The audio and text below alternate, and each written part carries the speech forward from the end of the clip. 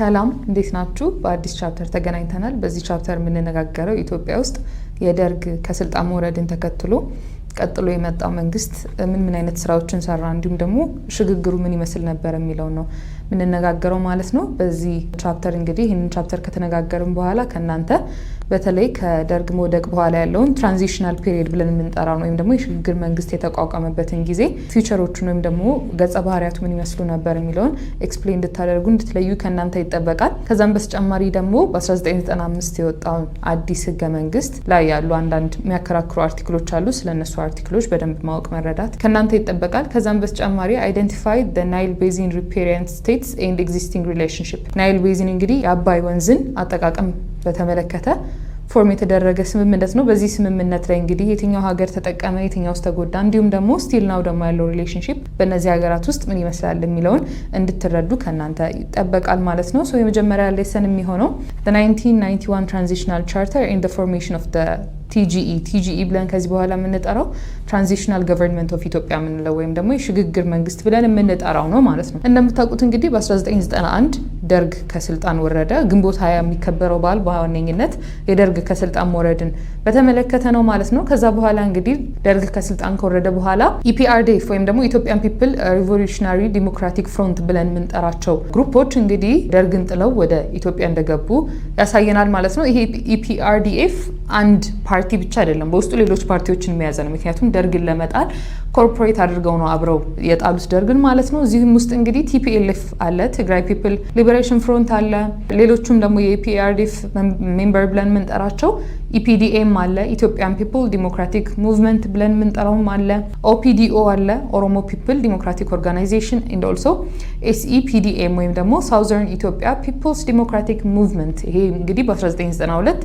እንቅስቃሴውን ጆይን ያደረገ ግሩፕ ነው ማለት ነው። እነዚህ ግሩፖች አንድ ላይ በመሆን ደርግ ከስልጣን እንዲወርድና ኢትዮጵያ በኢፒአርዲኤፍ እንድትያዝ እንግዲህ ትብብር አድርገው ሰርተዋል ማለት ነው። ሌላው በዚሁ ታሪክ ላይ የምንመለከተው ለንደን ኮንፈረንስ ነው። ለንደን ኮንፈረንስ እንግዲህ በ1991 በእንግሊዝ ለንደን የተደረገ ስምምነት ነው። ይህም ስምምነት እንግዲህ በዩናይትድ ስቴትስ ኦፍ አሜሪካ ስፖንሰር የተደረገ ወይም በበላይነት የተያዘ የተመራ ስምምነት ነው። እዚህም ስምምነት ላይ እንግዲህ እንደ አሸማጋይ ወይም ደግሞ ደርግና ሌሎች ፓርቲዎች እንግዲህ በወቅቱ ኢትዮጵያ ውስጥ ከፍተኛ የሆነ አለመረጋጋት ነበረ፣ ስልጣንን ለመያዝ ማለት ነው። ስለዚህ እሱን ለማረጋጋት የተደረገ ስምምነት ነው። ስለዚህ በሰላማዊ መንገድ ማን ስልጣን ያዝ የሚል ሀሳብን የያዘ ስምምነት ነው። የዚህንም ስምምነት እንግዲህ በዋነኝነት በአሜሪካ ከዛ ደግሞ ኢንዲቪዥዋሊ ሄርማን ኮሄን በተባለው ሰው እንግዲህ ይህ ሰው እንግዲህ በአሜሪካ የአፍሪካ ጉዳዮች አሲስታንት ወይም ደግሞ አማካሪ ነው ማለት ነው። ይህ ሰው ነው በዋነኝነት ይህንን ኮንፈረንስ የመራው ማለት ነው። እዚህም ኮንፈረንስ ላይ አቴንድ ያደረጉት ፓርቲዎች የኢትዮጵያ ገቨርንመንት ወይም ደግሞ በወቅቱ የደርግ ገቨርንመንት ማለት ነው፣ በተስፋዬ ዲንቃ የሚመራው ማለት ነው። ኢፒኤልኤፍ ደግሞ ኤርትራን ፒፕል ሊበሬሽን ፍሮንት ማለት ነው፣ በኢሳያስ አፈወርቂ የሚመራው። ኢፒአርዲኤፍ አለ፣ ኢትዮጵያን ፒፕል ሪቮሉሽናሪ ዲሞክራቲክ ፍሮንት በመለስ ዜናዊ የሚመራው። ኦሮሚያን ሊበሬሽን ፍሮንት በሌንጮ ለታ። እነዚህ እንግዲህ ፓርቲዎች ተሳታፊ ነበሩ ማለት ነው።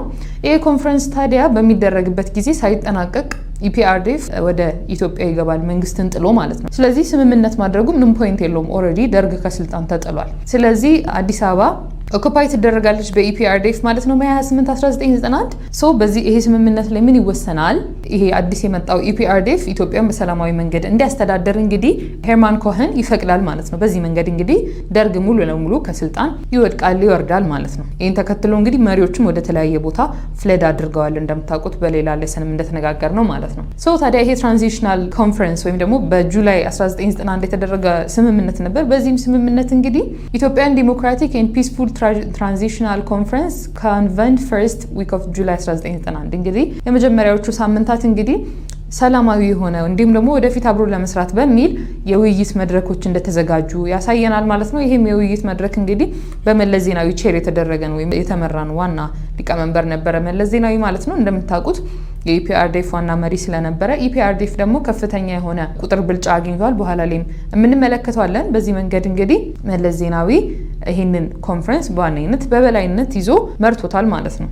በዚህ ኮንፈረንስ ወይም በዚህ ስምምነት ደግሞ ምን ውሳኔ ላይ ተደረሰ የሚለውን ስንመለከት ሬፈረንደም ኦን ኤርትራን ኢንዲፔንደንስ ኢን 2 years እንግዲህ ኤርትራ ነጻነቴን ላግኝ በሚል በጣም ከፍተኛ ለብዙ ጊዜ ክርክር የነበረ ስለነበረ ምን አይነት ውሳኔ ላይ ይደረሳል? ለ2 ዓመት ኤርትራ የራሷ የሆነ መንግስት ይኖራት። ከዛ በኋላ ግን ከ2 ዓመቱ ካለቀ በኋላ ህዝቡ ወይ ኢንዲፔንደንስ ፈልጋለሁ ወይም ደግሞ እስቲ አይ ተመችቶኛል እንዲሁ ቀጥላለሁ የሚል አንዱን ውሳኔ ላይ መድረስ እንዳለበት በዚህ ይስማሙና ይለያያሉ። እዚህ ትራንዚሽናል ኮንፈረንስ ላይ ማለት ነው። ኢፒኤልኤፍ ኦፈርድ አሰብ ፎር ኢትዮጵያ አስ ፍሪ ፖርት እንግዲህ አሰብ ከኤርትራ ግዛት ውስጥ የምትጠቃለል ስለነበረች አሰብ ወደብ ነች። እቺን ወደብ እንግዲህ ኢፒኤልኤፍ ወይም ደግሞ ኤርትራን ፒፕል ሊበሬሽን ፍሮንት ለኢትዮጵያ ይሰጣል ማለት ነው። በኋላ ላይ ግን ተመልሳ ትወስዳለች። እንዴት ነው የሚለውን በቀጣይ ሴሽኖቻችን እንመለከታለን ማለት ነው።